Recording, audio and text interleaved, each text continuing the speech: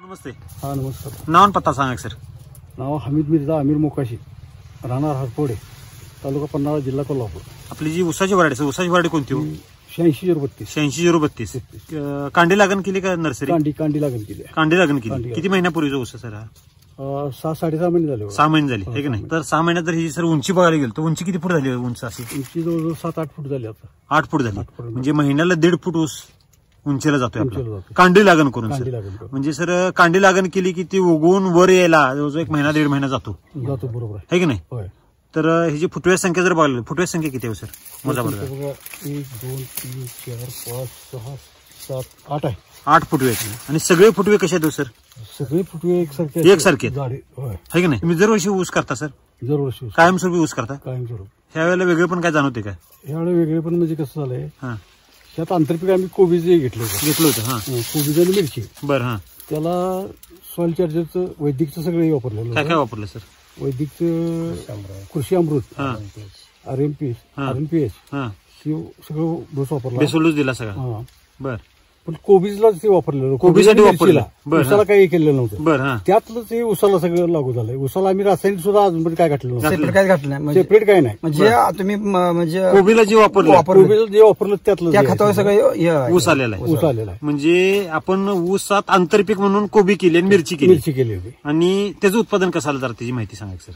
कोबीचं उत्पादन ह्या वर्षी भरपूर आम्हाला झालं. बरं. एक गड्डा जवळजवळ 2-2.25 किलोचा गड्डा एक कोबीचा झाला होता. एवढा मोठा कोबीचा गड्डा झाला.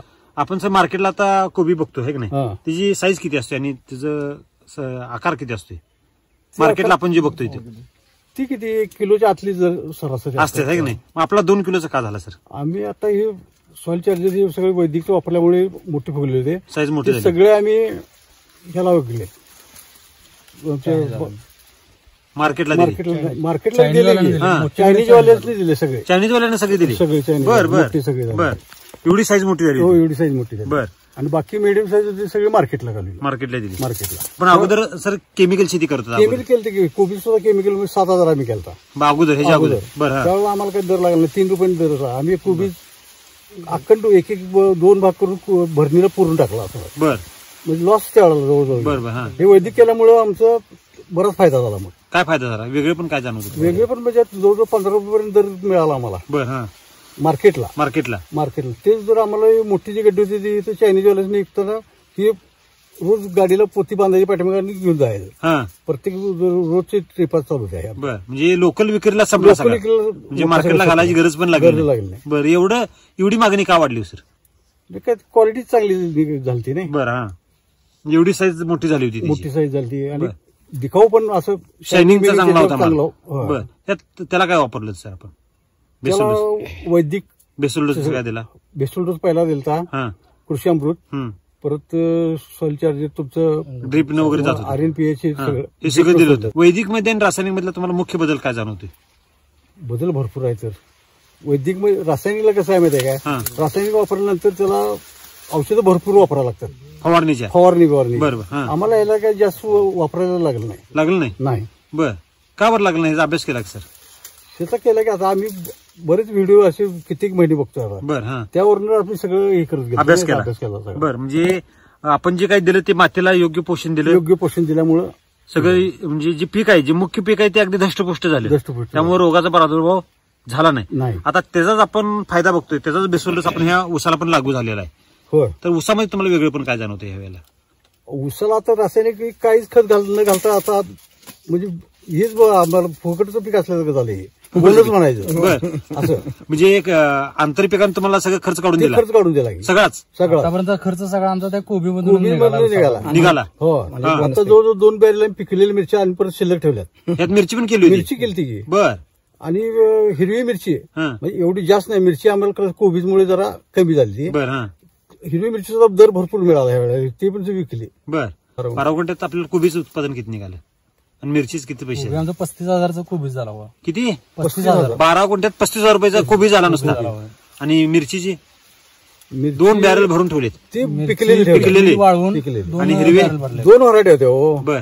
तुमची बेडगी होती ती आम्ही पिकून ठेवली. आणि हिरवी विकायला जी ही केली तिचे पैसे वेगळे आणि ते झालं म्हणजे त्याचे किती पैसे झाले असतील सर अंदाज तरी नाही म्हणजे 10-15 हजार त्याचे झाले म्हणजे 50,000 रुपये किती गुंठ्यात झाले सर 12 गुंठ्यात. गुंठ्यात 50,000 पैसे झाले सर आपण मगाशी हिशोब केला होता आपला किती गुंठ्याचा आपण किती हिशोब केला होता सर 16 गुंठ्याचा 45,000 रुपये ऊसाचा 1.5 वर्षानंतरचा हिशोब केला होता आपण है की नाही सर तर आपण आंतरपिकात 50 रुपये 12 गुंठ्यात केले है की नाही आणि ऊस तर आपला कसा आहे सर डोलदार आहे अगदी ऊस सुद्धा अगदी जोरदार आहे म्हणजे आंतरपीक केल्यानंतर ऊसाला मार देतो असं बरेच शेतकरी म्हणतात खरं कुठे आंतरपीक घेतली की ऊस मार देते तर त्यांना तुम्ही काय संदेश द्याल सर काय सांगाल आंतरपीक कोबीज वगैरे याला मार बसतच नाही हो आंतरपीक घेणं ही चुकीची गोष्ट नाही परंतु त्याला पोषण पण त्या पटीने दिलं पाहिजे म्हणजे जर आपण आंतरपीक दिल्यानंतर मुख्य पीक का कमजोर येते की ते आंतरपीक काय करतं ते सगळं खाल्लेलं अन्नद्रव्य खातं वैदिकनं काय केलं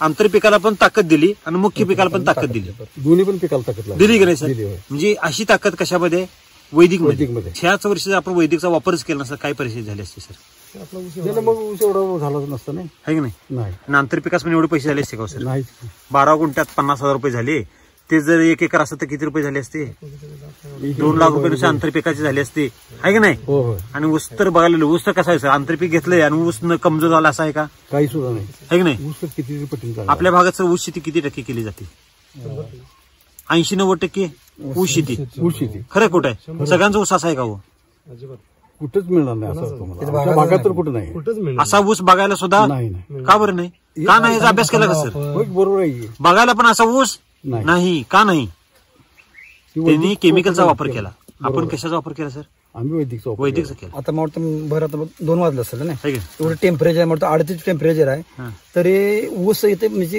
हे म्हणजे काळुकी किती आणि तलावाच्या पाण्यावर खड्ड आहे असे उभे पाणी सगळे उभे आहेत आणि खाली पाणी पण नाही अजून पाणी नाही पूर्ण जमीन ड्राय आहे ड्राय पण पूर्ण ड्राय आणि जमीन सर एवढी भारी आहे काय नाही एकदम हलकी जमीन आहे हलक्या जमिनी केमिकल असतं प्लॉट आता सोकला असतं असं पाणी टाकले करपला पानं एकदम थेट आहे आणि गारवा किती आहे बघा आत गारवा किती पाणी टेम्परेचर पूर्ण सोकते आहे की नाही आणि ही पानं आपल्या असताना पानं ही एकदम कापते कडक कडक आता आत येताना आपण बघितलो चेहऱ्याला कापाल ते पाणी तर आपल्या भागात सर असा ऊस कुणाचा आहे का नाही आपला येण्याचा असा मुख्य उद्देश काय सर वैदिकचा वापर केला आणि ड्रीप ऍप्लिकेशन मध्ये काय देता सर ड्रीप मधनं काय देता पाट पाणी तर आपण देत नाही म्हणजे शेती ऊस शेती ही कमी पाण्याची शेती बरोबर आहे की नाही राम सर नेहमी म्हणतात बघा 50% पाणी आणि 50% पोषण खरंय कुठे म्हणजे वैदिकला पाणी पण कमी लागते ह्या वर्षी जर बघायला गेलो कोल्हापूर जिल्हा नाही संपूर्ण महाराष्ट्र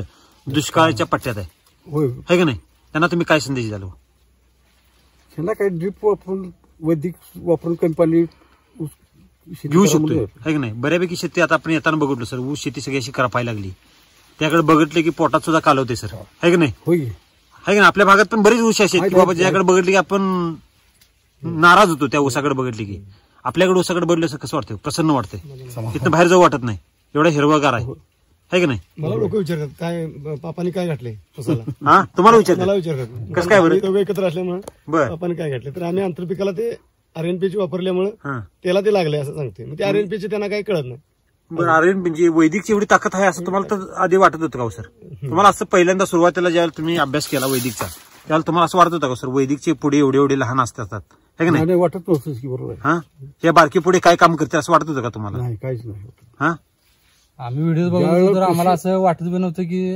वैदिकचा वापर केल्यामुळे असं ऊस येतोय ना तर अशी पिकं येतात म्हणून आम्ही कोबीला वापर केला कोबीची रोप लावताना आम्ही पहिल्यांदा जो बेसल डोस घातला त्या बेसल डोसवर आमचा कोबी पूर्ण आला परत आम्हाला म्हणजे कोणतंही खत वापरायची गरज वाटली नाही बरेच शेतकरी म्हणतात सर केमिकल शिवाय शेती होऊ शकत नाही 80% 90% लोक म्हणतात की केमिकल शिवाय शेती होऊ शकत नाही त्यांना तुम्ही काय संदेश द्याल केमिकल शिवाय होते की बिगर केमिकल आता आपण बिगर केमिकल शेती केली आणि कशी झाली सगळ्यांच्या पेक्षा वेगळी झाली चांगली आहे का वाईट आहे सर चांगली आहे की नाही आणि एवढ्या टेम्परेचर मध्ये कमी पाण्यात सुद्धा एवढं जर हिरवरी ग्रीनरी जर टिकून असेल तर शेतीला काय पाहिजे केमिकल पाहिजे का वैदिक पाहिजे वैदिक पाहिजे है की नाही केमिकल आता किती दिवसांनी देतात पाणी किती ठिबक सुरू करताय आता कसं झालं माहिती आहे का एक पाट पाणी पाजलं आम्ही आता भांगलेलं माणसं घालायचं म्हणून पाणी पाजलेलं नाही आता उद्यापासून भांगलेलं माणसं आहेत पाणी पाजून आत तुडवातुडी होते असं चिखललं जाते म्हणून हे केलं. म्हणजे कमी पाण्यात आपण अगदी ड्राय वातावरणात आपण चांगली शेती करू शकतो. आपल्या भागातील जे काही शेतकरी आहेत सर, भाजीपाला असू देत किंवा हे नाही ऊस शेतकरी असू, त्यांना तुम्ही काय संदेश द्याल?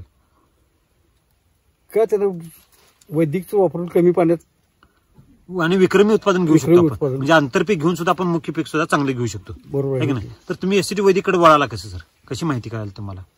हे आमचे मित्र पाचाकटे त्यांनी आम्हाला माहिती दिली. बरं. नंतर आम्ही साबळेवाडी जाऊन भेट घेऊन जरा चर्चा करून नंतर कोबीचा प्लॉट 12 गुंठ्याचा. म्हणजे तुम्ही आपल्या भागात हे पहिल्यांदाच वापरायला चालू केलं आणि डेमो प्लॉट म्हणून आपण कोबीसाठी वापरलं. आहे की नाही? कोबीचे चांगले उत्पादन आल्यावर तुम्ही कलिंगडाला वापरलं. आहे की नाही? म्हणजे गावात तुम्ही सुरुवात केली ती तुम्हीच सुरुवात केली. तर तुम्ही सुरुवात करता तुम्हाला असं वाटलं नाही का की नवीन टेक्नॉलॉजी आहे? नाही, जरा वाटली पहिल्यांदा तसं. बर. एकाच वेळेला 10,000 रुपये घालायचं पहिल्या स्टार्टला म्हणजे जरा वाटायला. म्हणजे 10-12 गुंठ्यासाठी तुम्ही 10,000 रुपये वन टाइम खर्च केले, आहे का नाही? त्यावेळेला तुम्हाला असं भीती वाटली नाही? भीती वाटली सर. बर. एवढे 10,000 एकदम घालायचं आणि 12 गुंठ्याचा ऊस किती निघणार, कोबीज किती, पैसे किती होणार, मिरचीचे पैसे किती होणार? ते कोबीज मध्ये सगळे पैसे निघून गेले नाही. त्यावेळेला आता काय वाटतं तुमच्या प्रतिक्रिया काय? आता समाधान वाटतंय असं जरा. अगोदर असं समाधान असायचं का सर? नाही. आम्ही बुडायचं ठरलं, 10,000 बुडवायचं. म्हणजे 10,000 रुपये पडले म्हणून लावली होती. तुमचं पहिलं 10,000 बुडवूया, मग माझं बघू. म्हणजे तुम्ही प्रयोग ह्यांच्यावर पहिला केला, आहे का नाही? काय असेल तर बुडली तर तुम्ही बुडा. नाही, तुम्ही बुडा, बुडवूया. बुडले का ते पैसे? नाही. म्हणजे रिस्क घ्यायची तर कुठे रिस्क घ्यायची?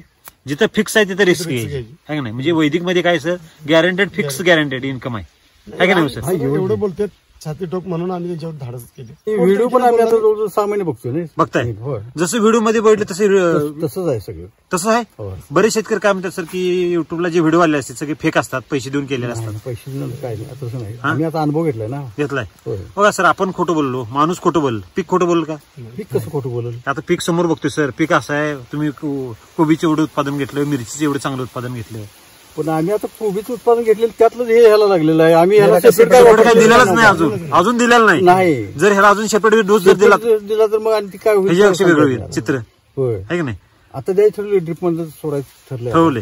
आपल्या भागात आजूबाजूला येणारे जे शेतकरी आहेत त्यांची प्रतिक्रिया काय? आपलं ऊस बघून म्हणा, ती सगळेजण विचारतात काय वापरलं म्हणून विचारतात की सगळेजण. वेगळं पण जाणवते म्हणून, आहे की नाही? सगळ्यांच्या पेक्षा वेगळा प्लॉट आपला जाणवतो. आता येतात आता इकडे रस्त्याला असा प्लॉटच कुठं नाही बघायला. कुठंच नाही, कुठंच मिळणार नाही, कुणाचाच मिळणार नाही, बघायला सुद्धा मिळत. ऑगस्ट 8 साली ऊसाच्या आमच्या लागणी सगळ्यात गेले, एकाच पण मिळणार नाही. असं एकाच पण नाही, कुणाचं सुद्धा नाही.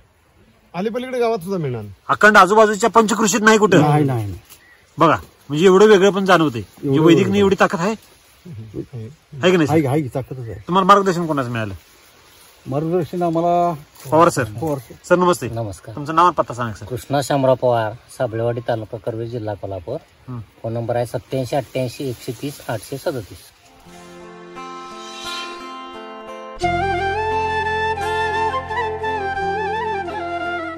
आंतरपिकामध्ये सर ऊसामध्ये जे आपण आंतरपीक घेतलं होतं, आहे का नाही, मिरचीचं, म्हणजे ही आपण जी मिरची आहे ही कुठल्या व्हरायटीची मिरची आहे सर? ही बेडगी मिरची आहे. म्हणजे आपण चटणीसाठी जी वापरतो ती मिरची आहे का नाही? म्हणजे विक्री करून शिल्लक राहिलेली आहे. म्हणजे आपण ही मिरची आता किती असेल सर? 2 ड्रम आहे का नाही? 25 किलो. एका किलोचा काय दर आहे सर? आम्ही मागच्या वेळेला आणली आम्ही जवळजवळ 800 रुपये किलो आणली मागच्या वर्षी. 800 रुपये किलो. कमी आलाय तरी 500 रुपये तर असेल ना?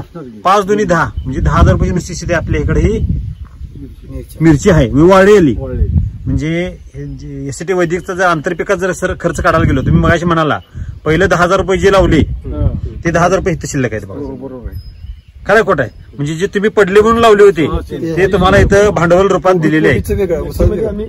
कोबीचं वेगळं, हे ऊसाचं भांडवल वेगळं आहे. म्हणजे एसटी वैदिक हे कुठं तोट्यात जाणारी स्कीम आहे का सर? काय जरी केलं तर तोट्यात जात नाही. Okay, thank you, best of luck sir.